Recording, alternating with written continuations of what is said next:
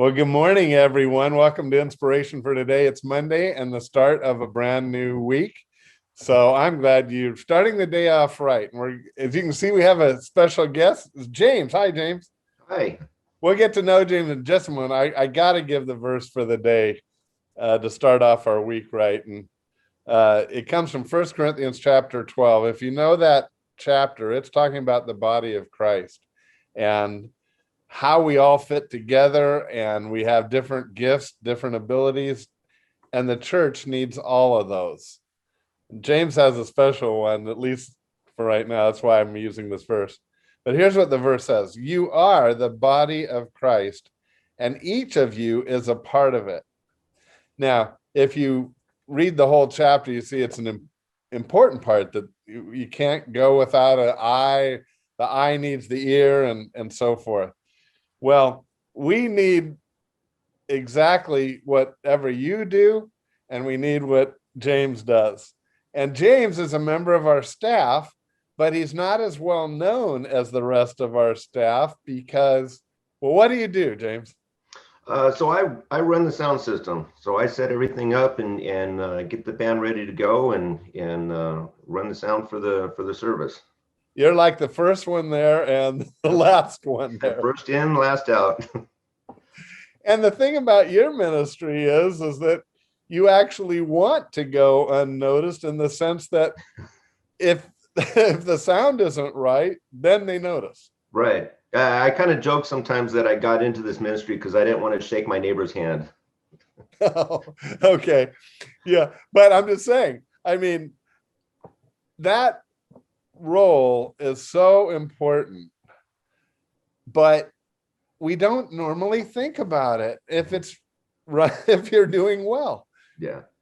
So Yeah, thank and you. that kind of fits in with me. I like to kind of, be behind the scenes and do things, and I don't like a lot of the attention and spotlight and things like that. So it's a perfect fit for me. I think your ministry is second most important, right after the coffee makers, which is kind of a behind the scenes job too. Mm-hmm. And unless it doesn't work. Anyway, well, how did you get into this, James?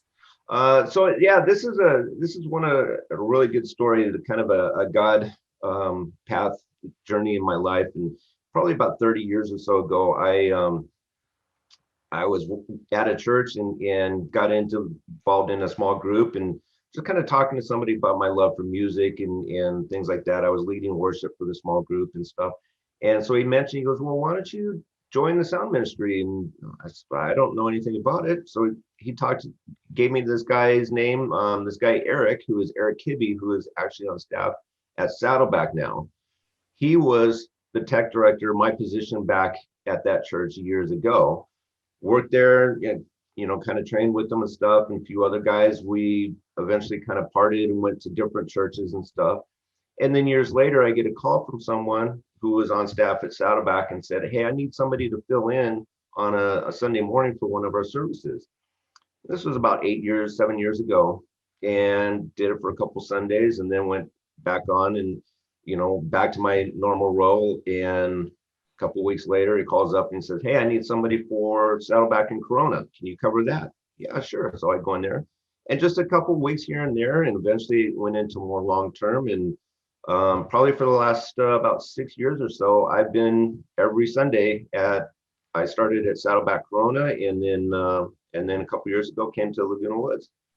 Well, I just love how the Lord uses things like that, where he knows what he's doing to get you to these things, but you just were filling in or doing a thing. And it's one of those things. You just kind of, you do things, and like you said, the Lord and God knows what the plan is, and we just kind of have to, have faith and go with it. That also tells me, though, you've been a follower of Christ for, well, at least 30 years, probably more. Yeah, longer. I grew up in a Baptist church in Ontario. Started going when I was about 7 or 8 years old. A couple years after that, I was about 10 years old when Sunday morning the pastor gave the altar call, and I turned to my mom and said, I want to go down, and went down, and a couple months later was baptized, and kept going to the church. High school years, I kind of fell away a little bit, but came back.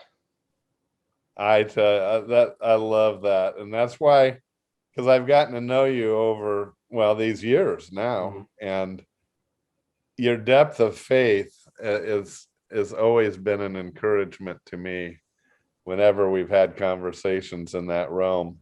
So, well, James, I just appreciate all that you do and who you are, and tell me a little bit more about. So you were in the, what have you done for a living? Just so we get to know you, or what are more things about you? As far as career-wise, a lot of things that I've done has been with food manufacturing. I worked for Nestle for about 9 years. I managed the Butterfinger, the Crunch, Sandy Cow candy bar. So I managed some of those products going from our factories to the distribution centers.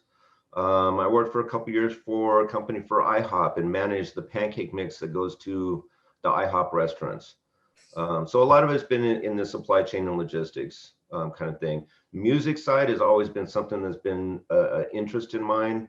I've always loved music, even as a kid. I pretended when I was a kid, I pretended I was a DJ, and I put my 45s on and I talk in between the records and stuff like that. And I actually worked at a radio station. I worked for K-Lord for a couple of years, back before it became Air One. So music has always been something that's been a passion of mine and something I've really been interested in. That is so fun. And you play the drums. Guitar. Because I know you played some Sundays in our worship band. Yeah, I played a couple times. It's been fun to do. I know you like that. Yeah.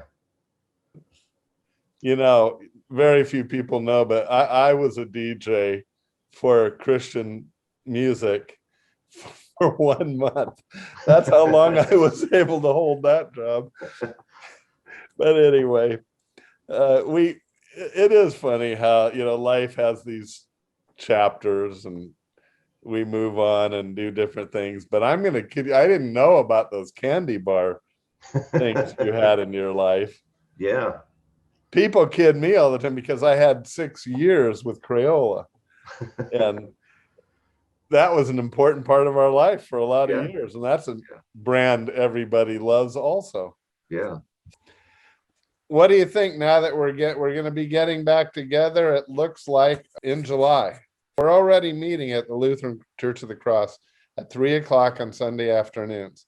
But it looks like at the time of this filming, we'll be back Clubhouse 5 as before with 9 and 11 o'clock services. So James, are you ready to go? Yeah, I'm ready. I'm looking forward to it. It's been a long time, and it'd be great to get back in there and see everybody again. And it'll be great. Could you use some volunteers, or do volunteers help you set up?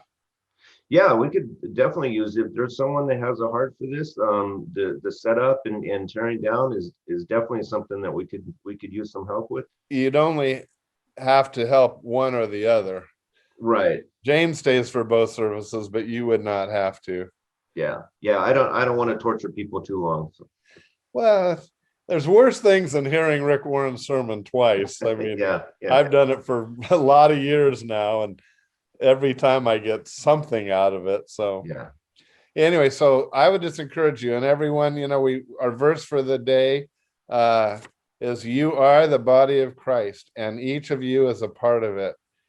As we get back together, we're going to need your part to help. Now, James and the setup as well as helping him set up is one role that would be there, but we're going to need, I just start praying now, because we need everyone to fit in again, because there'll be lots to do. And that's exciting, actually. So, well, James, thank you for being with us. All right. Thank you. It's been an honor and a privilege to be on again. We'll see everyone tomorrow. Bye now. Beautiful day. It's wonderful. This is the day that the